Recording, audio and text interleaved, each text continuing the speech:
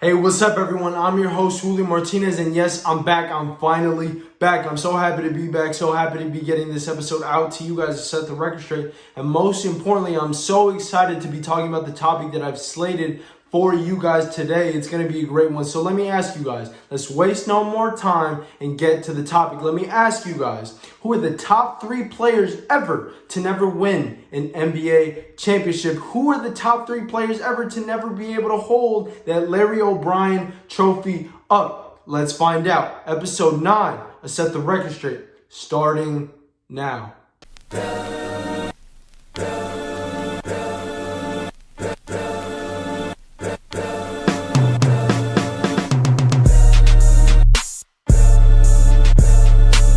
Number 3, we have a legendary player who doesn't get nearly enough praise and flowers. It upsets me that this player doesn't get more recognition in this conversation, or at least serious contention for the number 1 spot. Especially when you consider guys like KD, D-Wade, Kobe Bryant, LeBron James. Some of the greatest players ever have called him pound for pound the greatest player ever. And they've called him the scariest 6-footer ever. With 1 MVP, 4 scoring titles, AI is not just an honorable mention.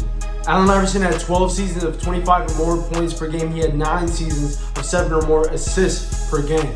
I've done this in another episode where I was asked to compare Kyrie to AI, but let me once again take you through his greatest season ever, 2001, because it was straight, spectacular, and miraculous. AI was ultimately crowned league MVP in 2001, but in the playoffs, in the first round, he had to power through the Indiana Pacers with Reggie Miller, Jalen Rose, and Jermaine O'Neal. In the second round, he had to get through the Raptors with Vince Carter, Charles Oakley, Antonio Davis, and Mark Jackson. In the third round, he had to get through the Bucks with another loaded roster with Ray Allen, Glenn Robinson, Sam Cassell, Michael Redd, and Rafer Alston. I mean, he single-handedly carried his team to the NBA Finals. If I told you the names on this team, I mean, it would make you laugh. But let's go through them. You got Dikembe Mutombo, Aaron McKee, Tyrone Hill, Matt Geiger, Eric Snow, Kevin Ollie, Rodney Buford, George Lynch. I mean, who are these guys? The casual NBA fans don't know these guys, and I don't blame them. He still stole a game from the Kobe and Shaq Lakers in the NBA Finals. I mean, throughout the playoffs, the man had to average 33 points a game just to keep his team above water. And truth be told, this might be the worst team ever to make to the NBA Finals. There was no number 2 option whatsoever. Allen Iverson consistently shouldered the loads and burdens of his team and elevated his game when it mattered the most. I mean, the combination of his all-time great handle, the ability to shoot off the dribble, his quickness, and considering he's one of the best finishing point guards ever in a league when it was dominated by big men at the time, I mean, it's incredible what he did. So that, folks, that gets AI to the number 3 spot on this list, nothing lower. But the number 2 spot, we got the player with 1 MVP, 3 scoring titles, a scoring machine, the one known as the Beard, James Harden. Let me give you the list of the only players to score 35 or more points per game in a single season. That's Michael Jordan, Kobe Bryant, Wilt Chamberlain, and James Harden. I mean, that's a special group.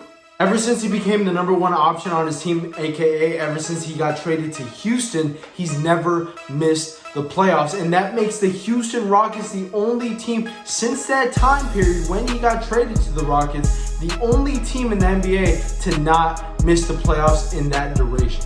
Look, I refuse to believe what his former GM said, that he's the greatest scorer ever, but some of his numbers are eye-popping nonetheless. James Harden is extremely efficient. In a game in the 2018 and 2019 season, he had a 60-piece in less than 3 quarters on only 24 field goal attempts. In that season alone as a whole, he was scoring 1.72 points per possession. I mean, that's just insane.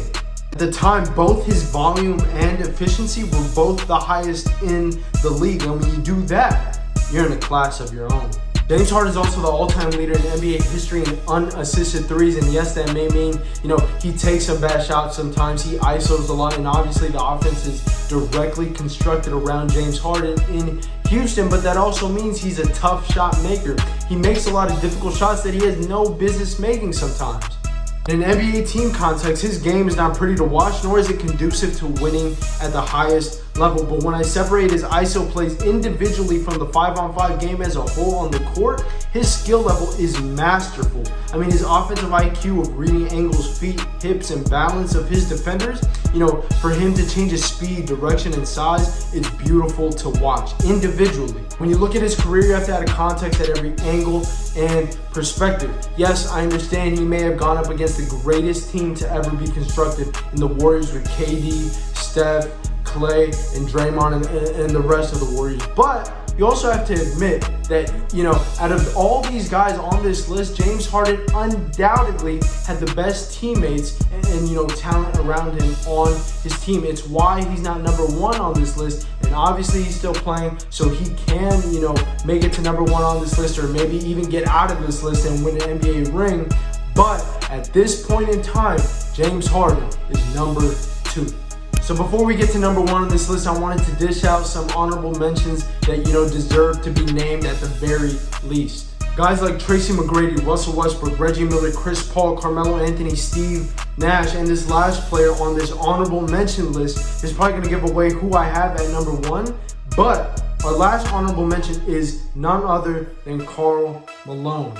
And yes, that means at number 1, we have crowned Sir Charles Barkley as victorious on this great list. With 1 MVP, 11 All-NBA selections, Sir Charles was so great that only Kareem Abdul-Jabbar has more consecutive seasons, averaging at least 20 points, 11 rebounds, and 3 assists per game. Kareem has 12, Barkley has 11. Considering that at the time the NBA was a much more interior game and that Barkley wasn't the greatest outside three-point shooter, it's mind-boggling to think that as a 6'6" forward who had to do his damage in the paint, Charles Barkley led the league in 2-point shooting percentage for 5 straight seasons. Again, this is at a time when teams were playing 2 7-footers on the court. And additionally, it goes unsaid that he's one of the fiercest and greatest rebounders that the NBA has ever seen. In terms of offensive skill, looking back, it's easy to see with 2020 hindsight that Barkley was revolutionary with his game at his position. And part of me wishes that he played in this era when bigs are given so much freedom. His handle was on point. He could grab a rebound and lead a break with no problem at all. And on the break, he could play make and pass to his teammates. And best of all, in his prime, he could score with the best of them in the NBA. 93, he gave MJ 6 games in the NBA Finals with a relatively average finals squad. In that finals matchup, he averaged 28 points, 13 rebounds, and 5.5 assists per game on 48% shooting. That was incredible. One of the most underappreciated players in NBA history. It's only right that Charles gets number 1 on this list. And there you have it. He has been crowned, ladies and gentlemen. Sir Charles is your greatest player ever to never win an NBA championship. And that's how you set the record straight.